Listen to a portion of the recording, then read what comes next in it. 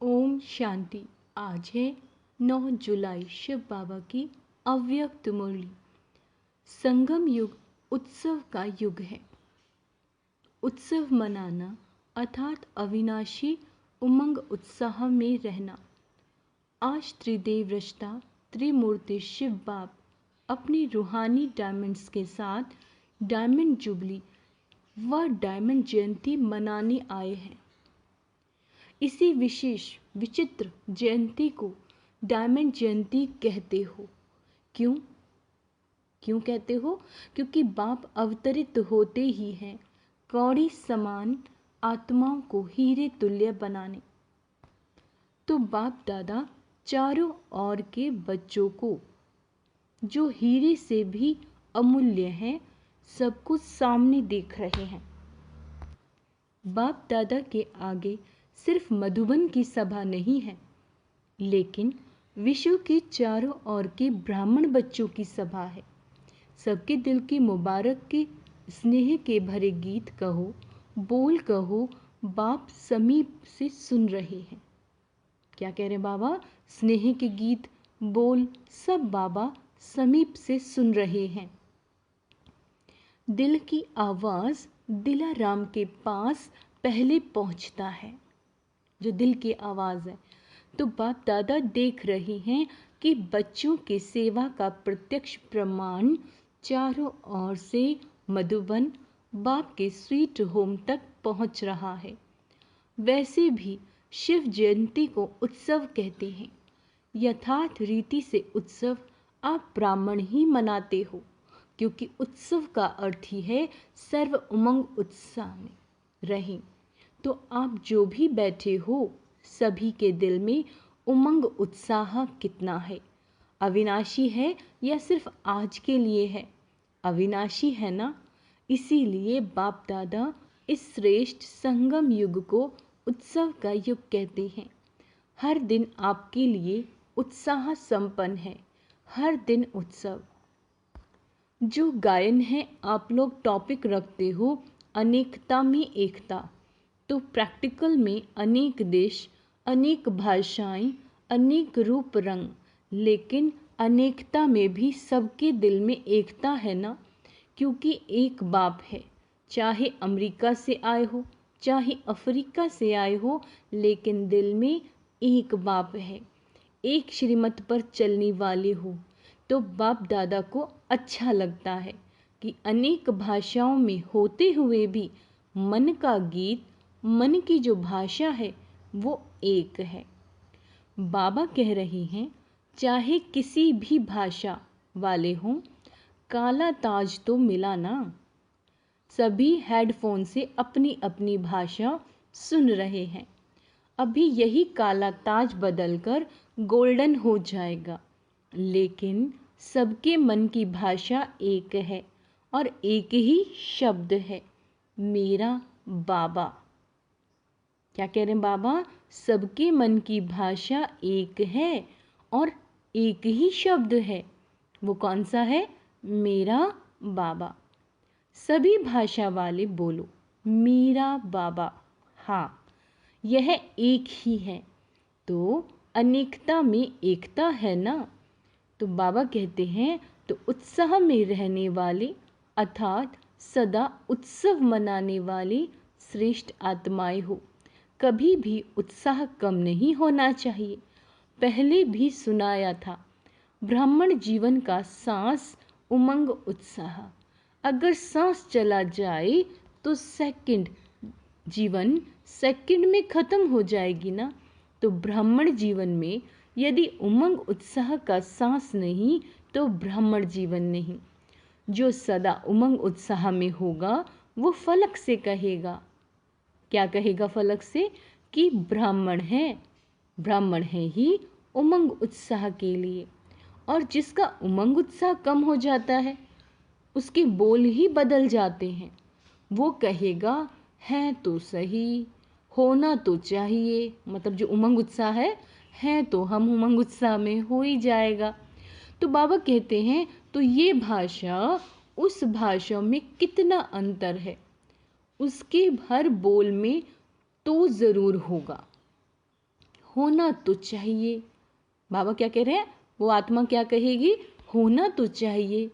तो ये जो तो होता है ना, ये उमंग उत्साह का प्रेशर कम होने से ही ऐसे बोल कमजोरी के बोल निकलते हैं। तो उमंग उत्साह कभी कम नहीं होना चाहिए। क्या होमवर्क दिया है बाबा ने कि बच्चे कभी भी उमंग उत्साह कम नहीं होना चाहिए। उमंग उत्साह कम क्यों होता है? बाप दादा कहते हैं, रीज़न बताते हैं कि सदा वाह वाह कहो। कहते हो वाई क्यों हुआ, है ना। तो बाबा कहते हैं अगर कोई भी बात आती है, कोई परिस्थिति आती है, तो वाई शब्द आ जाता है, तो उमंग उत्साह का प्रेशर कम हो जाता है। बाप दादा ने अगले साल भी विशेष डबल फॉरनर्स को कहा था कि वाई शब्द को ब्राह्मण डिक्शनरी में चेंज करो। क्या कहा है बाबा ने, जो वाई शब्द है उसको ब्राह्मण डिक्शनरी में चेंज करो। जब वाई शब्द आए तो फ्लाई शब्द याद रखो, तो वाई खत्म हो जाएगा। कोई भी परिस्थिति छोटी भी जब बड़ी लगती है तो वाई शब्द आता है, ये क्यों हुआ, ये क्या हो गया, और फ्लाई कर लो तो परिस्थिति क्या होगी। बाबा कहते हैं अगर फ्लाई कर लो तो परिस्थिति क्या होगी, छोटा सा खिलौना ना। तो जब भी वाई शब्द मन में आवे, ध्यान देंगे बाबा ने क्या कहा, तो जब भी वाई शब्द मन में आवे तो कहो ब्राह्मण डिक्शनरी में वाई शब्द नहीं है, फ्लाई है ना। इसीलिए वाई नहीं, वाई जो होता है वो क्या कराएगा, हाय करा देगा। बाप दादा को हंसी भी आती है।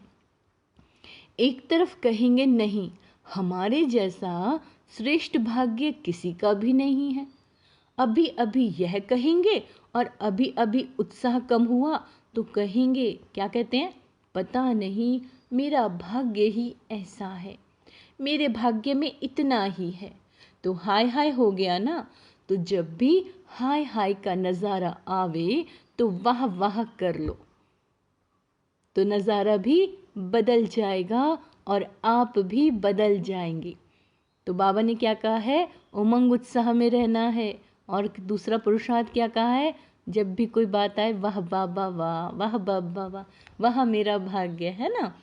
तो अब आगे बाबा कहते हैं डबल विदेशी आजकल पॉजिटिव थिंकिंग का कोर्स कराते हो ना, सभी विदेश में विशेष कोर्स यह कराते हो, तो अपने को भी कराते हो या सिर्फ दूसरों को कराते हो। जिस समय कोई ऐसी परिस्थिति आ जाए तो अपने को ही स्टूडेंट बनाकर खुद ही टीचर बन करके अपने को ये कोर्स कराओ। क्या कह रहे हैं बाबा, फिर से सुनो कि जिस समय कोई परिस्थिति आपके सामने आती है तो अपने को स्टूडेंट बनाकर, जैसे आप खुद दूसरों को पॉजिटिव थिंकिंग का कोर्स कराते हो, तो बाबा कह रहे हैं आप उस समय स्टूडेंट बन जाओ और फिर खुद ही अपने टीचर बनो और खुद को ही कोर्स कराओ। अपने को करा सकते हो या सिर्फ दूसरों को करा सकते हो, बाबा पूछ रहे हैं। दूसरे को कराना तो सहज होता है, जब यह नेचुरल स्थिति हो जाए कि हर व्यक्ति को बात को पॉजिटिव वृत्ति से देखो। क्या कह रहे हैं बाबा, जब यह आपकी जो नेचुरल स्थिति हो जाए कि जो भी बात आ रही है, कोई व्यक्ति आ रहा है, उसको पॉजिटिव वृत्ति से देखो, सुनो या सोचो तो कैसी स्थिति रहेगी। आजकल के साइंस द्वारा भी ऐसे साधन निकले हैं जो रफ माल को भी बहुत सुंदर रूप में बदल देते हैं। देखा है ना, बाबा कह रहे हैं देखा है ना क्या से क्या बना देते हैं। तो आपकी वृत्ति क्या ऐसा परिवर्तन नहीं कर सकती? आपकी वृत्ति क्या ऐसा परिवर्तन नहीं कर सकती? आवे नेगेटिव रूप में, लेकिन आप नेगेटिव को पॉजिटिव वृत्ति में, सोच में बदल दो। अगर हलचल में आ रहे हो, कोई भी बात आपके सामने आ रही है और आप हलचल में आ रहे हो, तो बाबा कह रहे हैं कि उसका कारण है नेगेटिव सुनना, सोचना व बोलना या करना। हलचल में आने का कारण क्या बता दिया है बाबा ने कि नेगेटिव सुनते हो, सोचते हो, बोलते हो और करते हो। ये मॉडल बनाते हो ना, तो बाबा कह रहे हैं ना सोचो नेगेटिव, ना तो सोचना है, ना देखना है, ना बोलना है और ना करना है, तभी आप हलचल में नहीं आएंगे। ठीक है। साइलेंस की पावर क्या नेगेटिव को साइलेंस की पावर क्या नेगेटिव को पॉजिटिव में नहीं बदल सकती? आपका मन और बुद्धि ऐसा बन जाए जो नेगेटिव टच नहीं करे। सेकंड में देखो बाबा ने कितना कम समय दिया है। बाबा कह रहे हैं कि सेकंड में परिवर्तन हो जाए, ऐसी तीव्र गति की अनुभूति कर सकते हो। मन और बुद्धि ऐसा तीव्र गति का यंत्र बन जाए, मन और बुद्धि ऐसा तीव्र गति का यंत्र बन जाए। बन सकता है कि टाइम लगेगा। बाबा पूछ रहे हैं कि नेगेटिव बात आएगी तो कहेंगे कि थोड़ा सोचने दो, थोड़ा तो सोचने दो, देखें तो सही क्या है। बाबा कहते हैं क्विक स्पीड से परिवर्तन हो जाए, इसको कहा जाता है ब्राह्मण जीवन का मजा और मौज। अगर जीना है, ध्यान से सुनेंगे इस शब्द को, अगर जीना है तो मौज से जियो। सोच सोच कर जीना वो जीना नहीं है। आप लोग औरों को कहते हो कि जो राजयोग है वो जीने की कला है, तो आप लोग राजयोगी जीवन वाले हो ना कि कहने वाले हो? जब राजयोग जीने की कला है तो राजयोगियों की कला क्या है? यही है ना, तो उत्सव मनाना अर्थात मौज में रहना। मन की मौज में, तन की मौज में और संबंध संपर्क भी मौज में।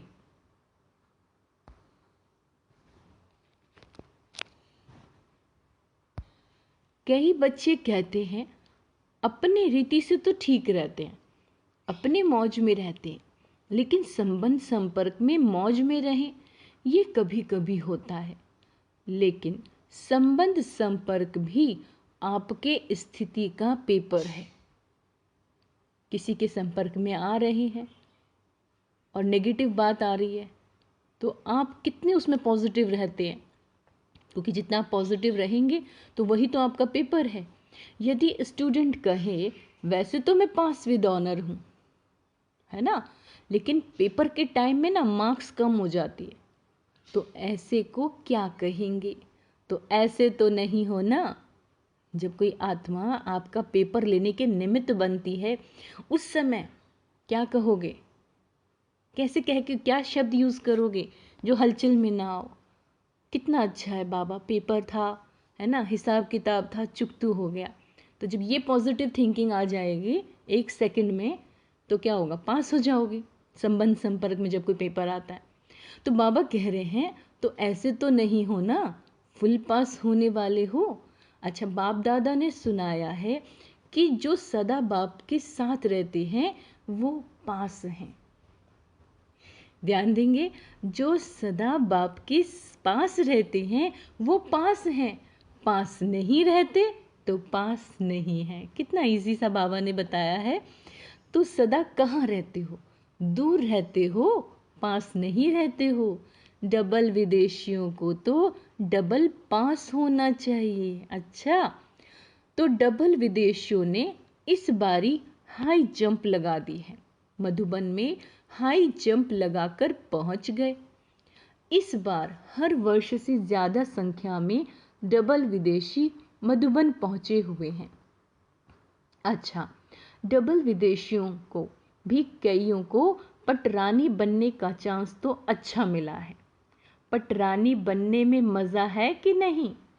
आप लोगों की तो अटैची इतनी है जो उस पर ही सो सकते हो, क्योंकि ये बड़ी लाते हैं, एक छोटी लाते हैं, तो छोटी को तकिया बनाओ, जगह बच जाएगी ना। अच्छा लगता है।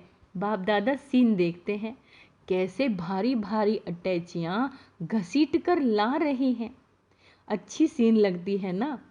संगम पर ये मेहनत भी थोड़े समय की है, फिर तो प्रकृति भी आपकी दासी होगी। तो दासियां भी बहुत होंगी, फिर आपको सामान उठाने की ज़रूरत नहीं। सभी अपना राज्य स्थापन हो रहा है अभी। इस समय गुप्त वेश में हो, सेवाधारी हो, फिर राज्य अधिकारी बनोगे तो सेवाधारियों को तो सब प्रकार की सेवा करनी चाहिए। जितनी भी तन मन धन और संपर्क से सेवा करते हो, उतना ही वहाँ सेवाधारी मिलेंगे। सबसे पहले तो ये प्रकृति के 5 ही तत्व आपके सेवाधारी बनेंगे। अपना राज्य भाग्य स्मृति में है ना? कितनी बारी राज्य अधिकारी बने हैं, अनगिनत बार बने हैं और बनते ही रहेंगे। लेकिन राज्य अधिकारी से भी अब सेवाधारी जीवन श्रेष्ठ है, क्योंकि अभी बाप और बच्चों का साथ है।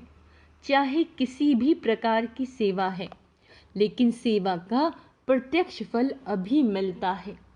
बाप का स्नेह, सहयोग और बाप द्वारा मिले हुए खजाने प्रत्यक्ष फल के रूप में मिलते हैं।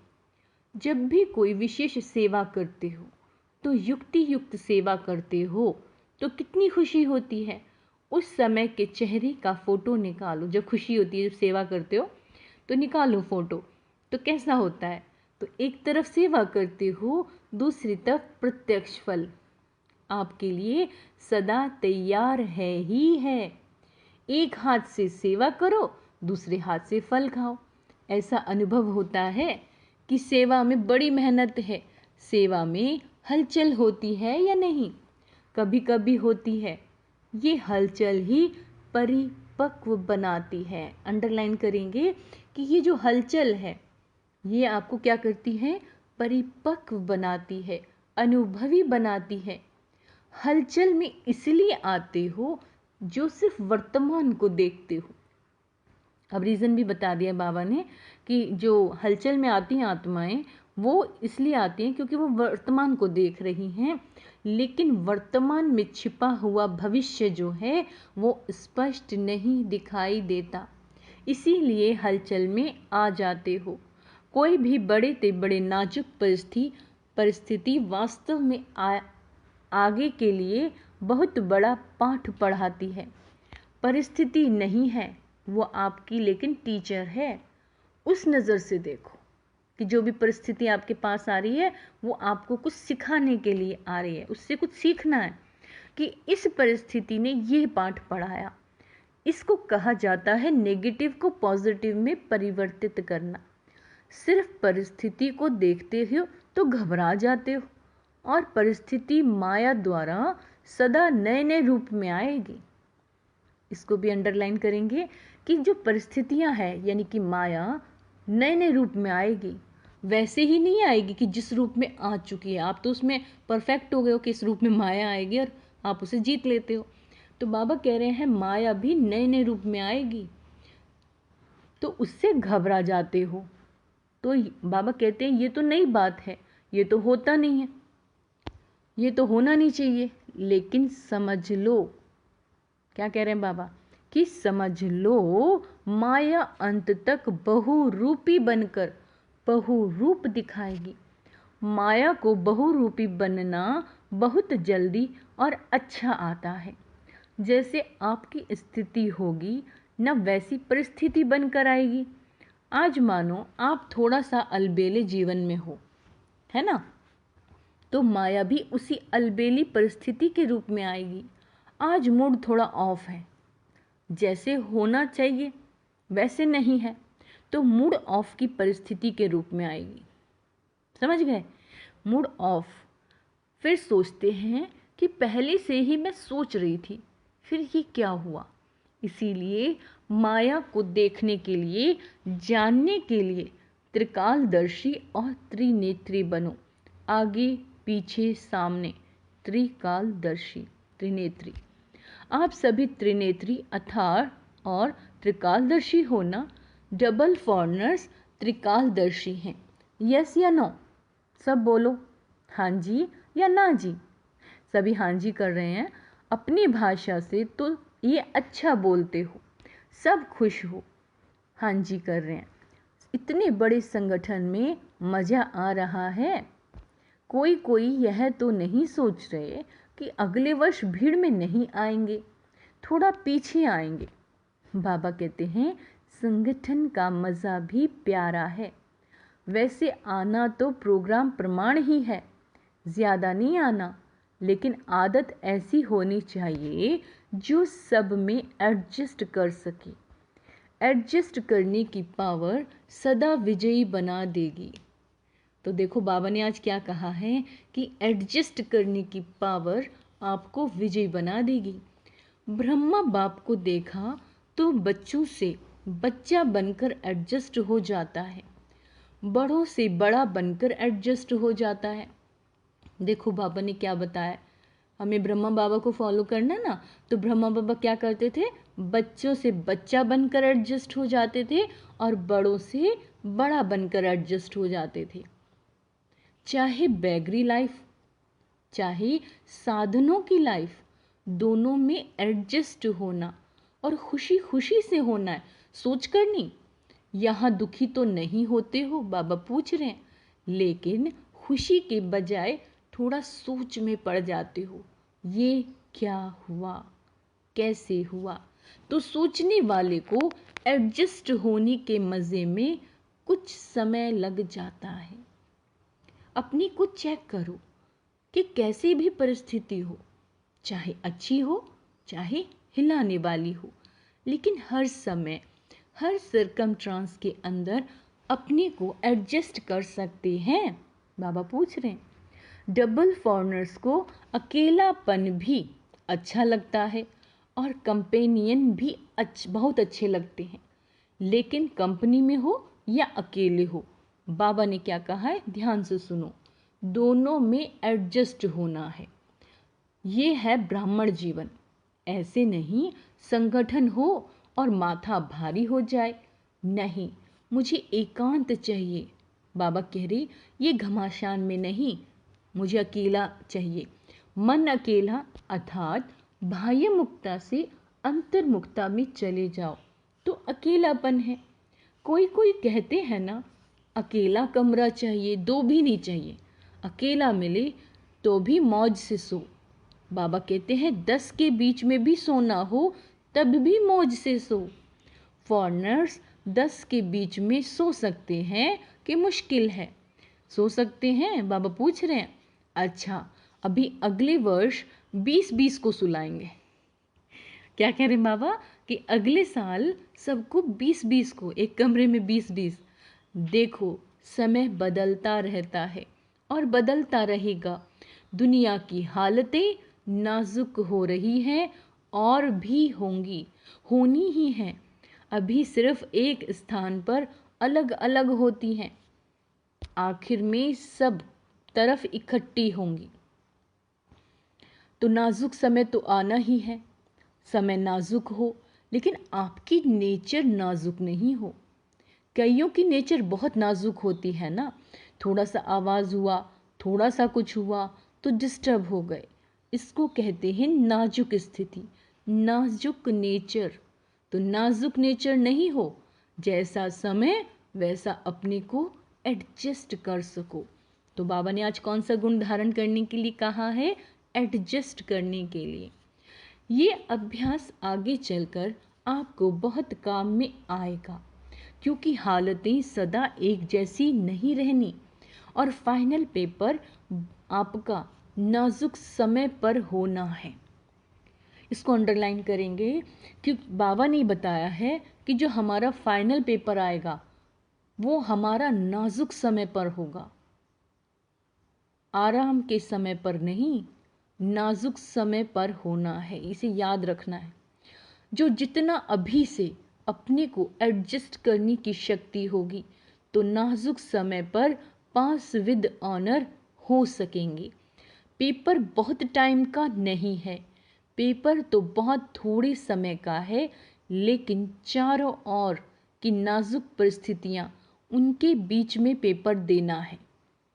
ये बहुत इम्पॉर्टेंट लाइन है कि जब चारों ओर की परिस्थितियाँ बहुत नाजुक होंगी, उसके बीच में आपको पेपर देना है। इसीलिए अपने को नेचर में भी शक्तिशाली बनाओ। क्या होमवर्क दिया बाबा ने कि अपने नेचर में भी शक्तिशाली बनाओ। क्या करें, मेरी नेचर ये है, मेरी आदत ही ऐसी है, ये नहीं, इसको नाजुक नेचर कहा जाता है। देखो, बाप दादा ने स्थापना के आदि में सब अनुभव करा दिया। जब आदि हुई तो राजकुमार और राजकुमारियों से भी ज़्यादा पालना, साधन सब अनुभव कराया और आगे चलकर बैगरी लाइफ का भी पूरा अनुभव कराया। तो जिन्होंने दोनों अनुभव किया है, उनकी आदत बन गई। तो आप लोगों के आगे तो ऐसा समय आया नहीं है, लेकिन क्या कह रहे हैं बाबा, लेकिन आना है। जहाँ भी रहते हो सभी हिलने हैं, सभी हिलने हैं, सब आधार टूटने हैं। तो ऐसे टाइम पर क्या चाहिए, एक ही बाप का आधार। सारे आधार हट जाएंगे, आपका आधार क्या होना चाहिए, सिर्फ बाबा। आप लोग तो बहुत बहुत बहुत लकी हो जो आने का समय आपका सहज साधनों का है। सहज साधनों के साथ साथ आपका ब्राह्मण जन्म है, लेकिन साधन और साधना दोनों को देखते साधना को नहीं भूल जाना।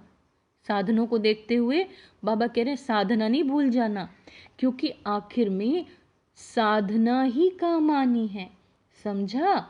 अच्छा, चारों ओर के अमूल्य विशेष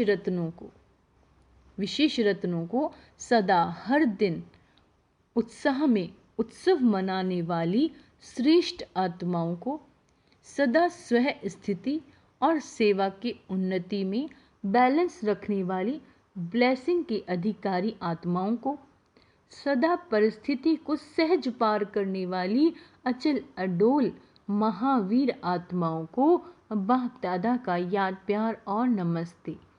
हम रूहानी बच्चों की रूहानी बाप दादा को याद प्यार, गुड मॉर्निंग और नमस्ते मीठी बाबा। शुक्रिया बाबा, शुक्रिया। वरदान, संपूर्णता द्वारा संपन्नता की प्रारब्ध का अनुभव करने वाले सर्व झमेलों से मुक्त भव।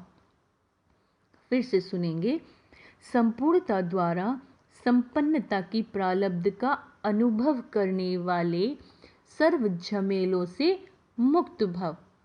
संगम युग पर सागर गंगा से अलग नहीं, गंगा सागर से अलग नहीं। यदि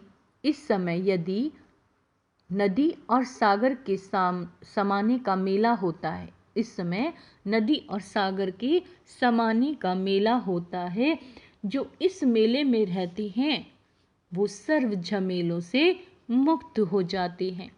लेकिन इस मेले का अनुभव वही कर सकते हैं जो समान बनते हैं। समान बनना अर्थात समा जाना।